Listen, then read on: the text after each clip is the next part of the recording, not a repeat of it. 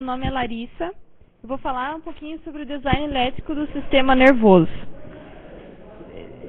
O sistema nervoso que eu vou falar é o sistema nervoso humano, que é dividido, não sei se vocês já ouviram falar, em sistema nervoso central e periférico, onde o sistema nervoso central é constituído pela medula óssea e pelo encéfalo, e o sistema nervoso periférico, que é constituído principalmente pelos nervos. O principal atuante dentro do sistema nervoso humano é um neurônio, com certeza todos vocês já ouviram falar. Aqui nessa imagem tá mostradinho aqui as partes do neurônio.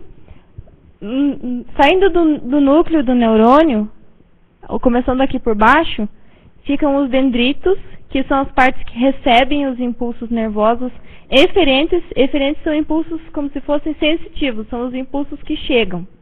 O núcleo, que realiza a síntese proteica, ou seja, ele lê a informação. O segmento inicial, que é responsável pelo impulso elétrico, também conhecido como zona de gatilho. O axônio, que conduz os impulsos eferentes, que são os que são enviados, são os impulsos motores, e a pontinha, que ocorre a liberação no neurotransmissor, e essa condução é principalmente unidirecional. Aqui tem uma explicação mais detalhada de qual a diferença de aferentes e eferentes. Aqui tem um pedaço, por exemplo, da pele humana, onde saem os nervos com impulsos aferentes, que vão ser levados à medula óssea, onde ficam principalmente os neurônios que são chamados de interneurônios, que ficam presentes principalmente no sistema nervoso central. E depois esse impulso é enviado aos neurônios eferentes, que vão enviar esses impulsos aos músculos e o resto do corpo humano. O sistema nervoso central é constituído principalmente pelo encéfalo, né? Outra parte eu vou explicar daqui a pouco, que é a medula óssea. O encéfalo ele é dividido em algumas partes, que são o cérebro, que é essa parte superior, o cerebelo e o tronco encefálico. Cada um possui uma função diferente. E ele também tem outra divisão, que é a de substância cinzenta e substância branca. A substância branca realiza o suporte à substância cinzenta. A substância cinzenta é como se fizesse o processamento das informações, e a substância branca conecta as partes da substância cinzenta. E a medula óssea, que é a segunda parte principal do sistema nervoso central. Aqui tem uma imagem mostrando, ela é formada por vértebras. Estou aqui na região das costas. E entre cada vértebra tem essas aberturas, onde sai o nervo raquidiano. Dentro da dura mater, que é uma camada de proteção da medula óssea, esse nervo raquidiano se divide em raiz dorsal e raiz ventral. Aqui está mostrando a divisão dentro da dura mater, as duas raízes aqui. E também a medula óssea também é dividida em substância cinzenta e branca. Substância cinzenta no encéfalo, ela é na região exterior. Na medula óssea, ela é na região interior. A substância branca de sustentação fica por volta. E ela, além de ser dividida em dois hemisférios, como o cérebro humano, ele é dividido em dois hemisférios. A medula também é dividida em dois hemisférios. Cada hemisfério recebe as informações de um lado do corpo. E, além de ser dividido em dois hemisférios, ele é dividido de forma longitudinal. Aqui, essa região aqui, ela é composta pelo corno e raiz anterior, ou ventral, que são os impulsos eferentes, que são os impulsos motores, que enviam impulsos para o nosso corpo. E o corno posterior e raiz posterior possuem os neurônios aferentes ou sensitivos. Dá para perceber isso aqui na direção dessas setas.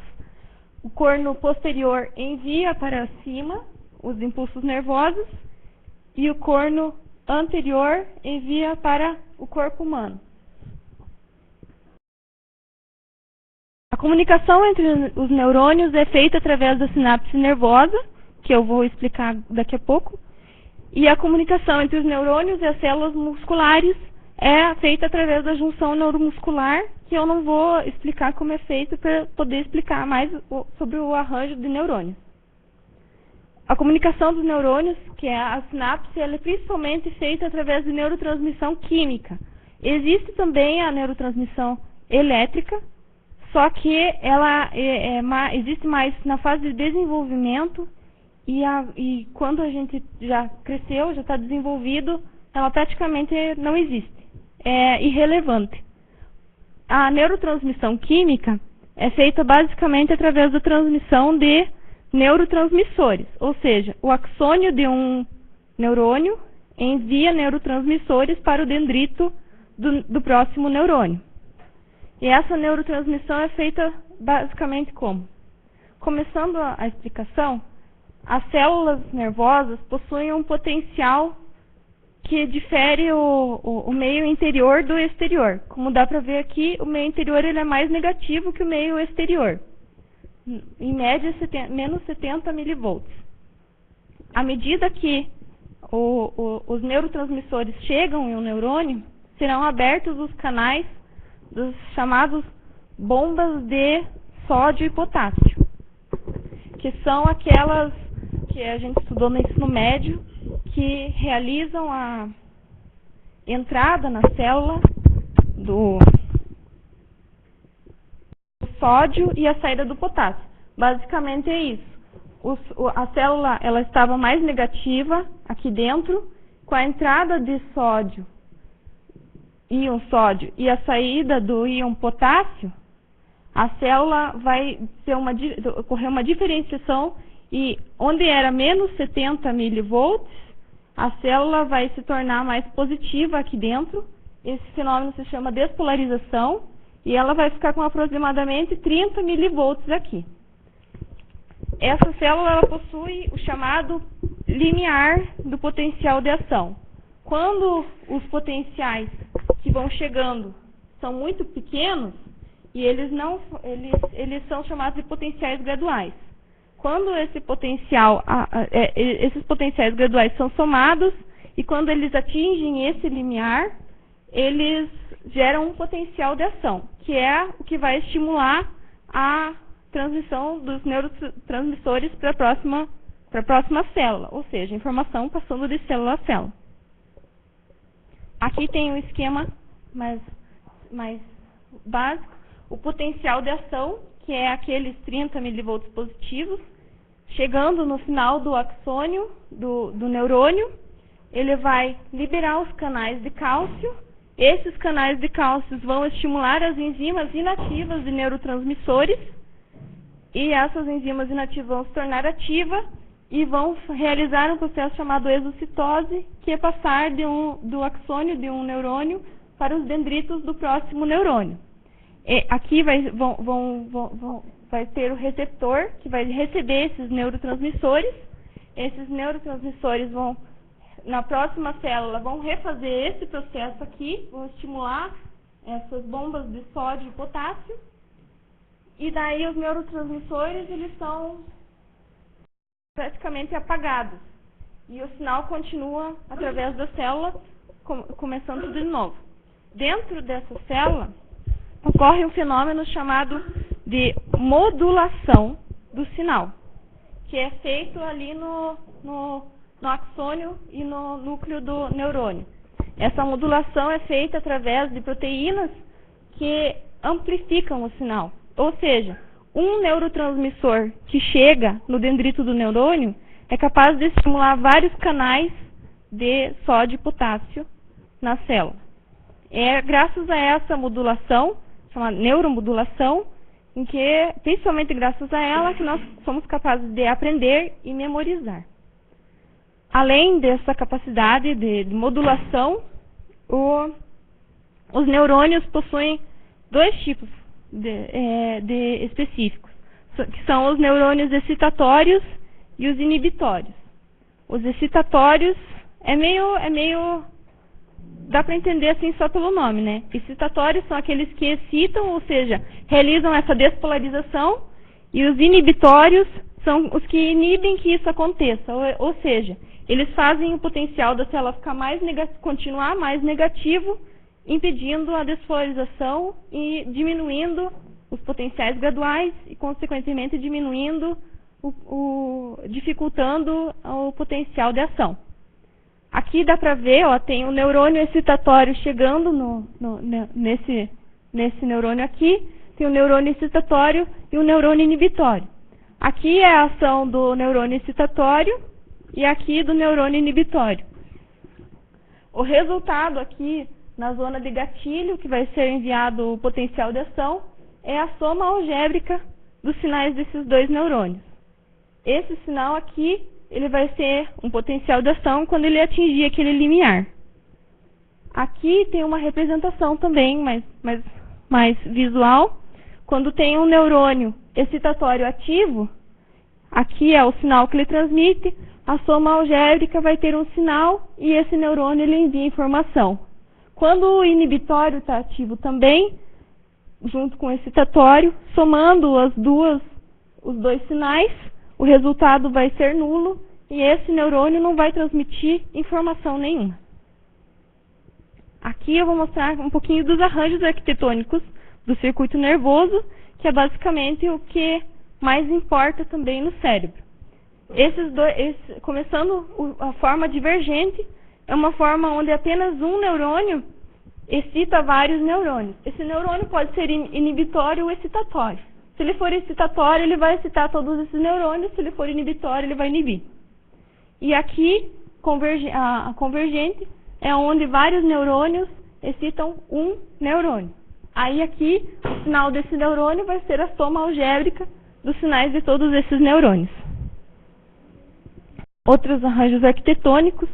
Esse daqui é uma realimentação positiva. Esse neurônio aqui, ele é excitatório.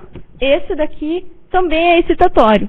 Então, quanto maior for o sinal que esse neurônio enviar, maior é o sinal que esse daqui vai realimentar para ele mesmo.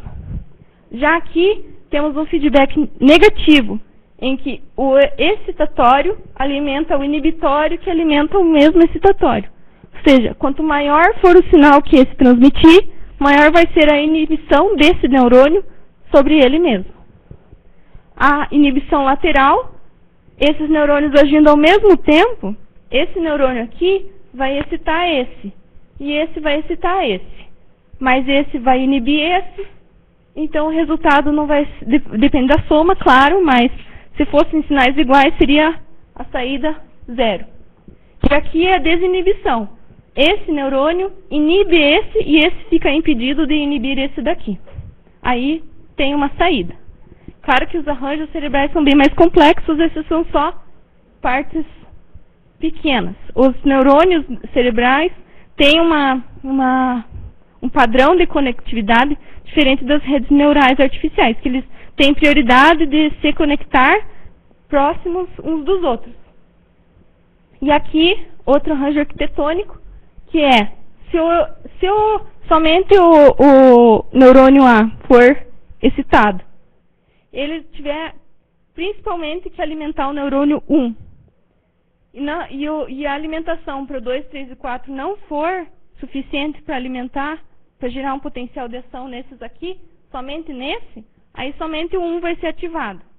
Mas se o A e o B atuarem em conjunto ao mesmo tempo, o potencial deles, os potenciais graduais forem somados e eles conseguirem juntar um sinal suficiente para ativar esses 3 neurônios, aí esses três também vão ser ativados junto com os outros. Aí isso depende do sinal que é enviado e da modulação sináptica que eu falei antes. Essa modulação que vai fazer o sinal ser amplificado com suficiência ou não para ativar só esse ou todos. E essas redes de neurônios são, na verdade, redes de neurônios são 2 ou mais neurônios. Por quê? porque 2 neurônios é o mínimo número de neurônios necessários para se ter um neurônio sensor e um motor. Então, uma rede de neurônios é formada de mais neurônios. E como eles se juntam em diferentes regiões, eles têm padrões de conectividade diferentes em cada região vai se tornar especializada em alguma função. Aqui tem um mapa topográfico que mostra que cada região diferente do cérebro é responsável por alguma função do corpo. Tem as regiões que são responsáveis pelo sistema nervoso somático, que é o que a gente percebe, as nossas ações, os que a gente faz racionalmente. Outras regiões que são responsáveis pelo sistema nervoso visceral, que é o vegetativo. Assim por diante. E essas regiões, essas redes também formam camadas, principalmente camadas laminares. Como eu expliquei antes, aqui é a região da massa cinzenta e aqui é a região da substância branca, né? O cérebro é dividido em 2 hemisférios. A substância branca servindo de apoio para a cinzenta, transmitindo a informação de uma região a outra. E assim formando essas camadas em mapas topográficos. Na verdade, camadas é porque os neurônios eles são distribuídos na substância cinzenta de forma laminar. São várias lâminas de neurônios conectadas entre si de diversas formas e diversos padrões. Esses padrões de conectividade, ou seja, os padrões sinápticos dos neurônios, que são responsáveis pela nossa aprendizagem e memória. E alterações locais no neurônio e modulação sináptica são os principais atores dentro desse processo. Esse processo adaptativo das sinapses, que eu digo ali, é principalmente devido por exemplo, novos dendritos, novas ligações,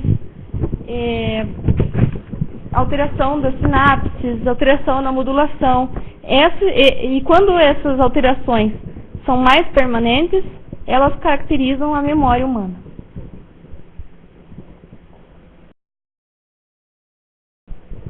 Perguntas?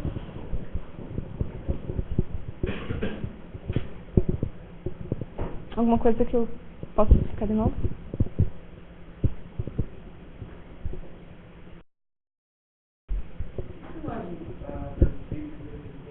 Esse é só uma simulação computacional de algumas regiões do cérebro.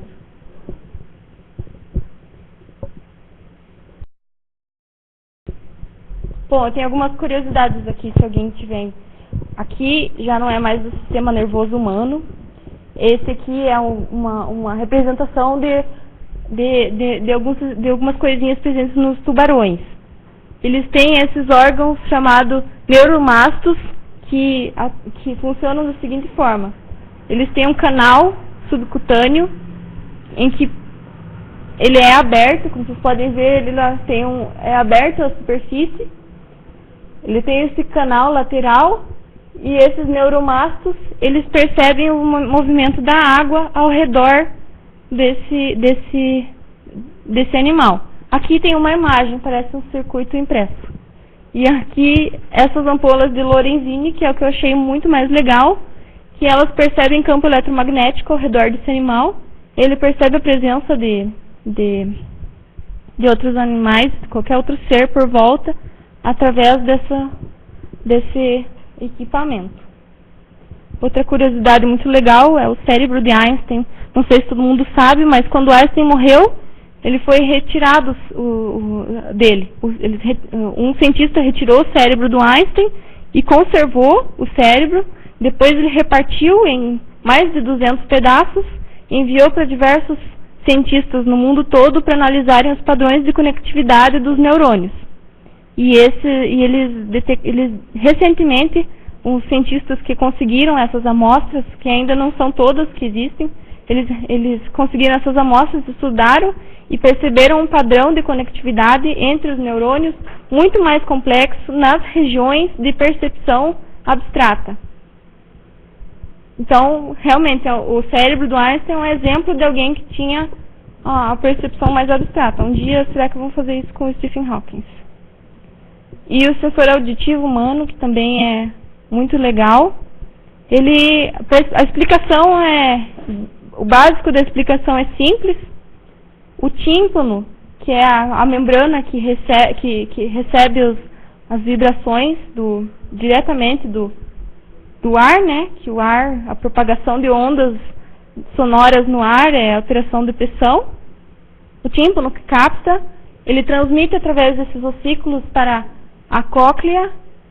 A cóclea, ela vai transmitir essas vibrações e nessas regiões aqui, duto coclear, possuem esse esquema aqui, em que esse pedacinho aqui, chamado membrana tectorial, vai entrar em contato com essas células capilares. Essas células capilares vão perceber a vibração e enviar para o nervo. E esse nervo irá enviar para o nosso cérebro. São diferentes locais do cérebro que processam a informação auditiva daí do ser humano.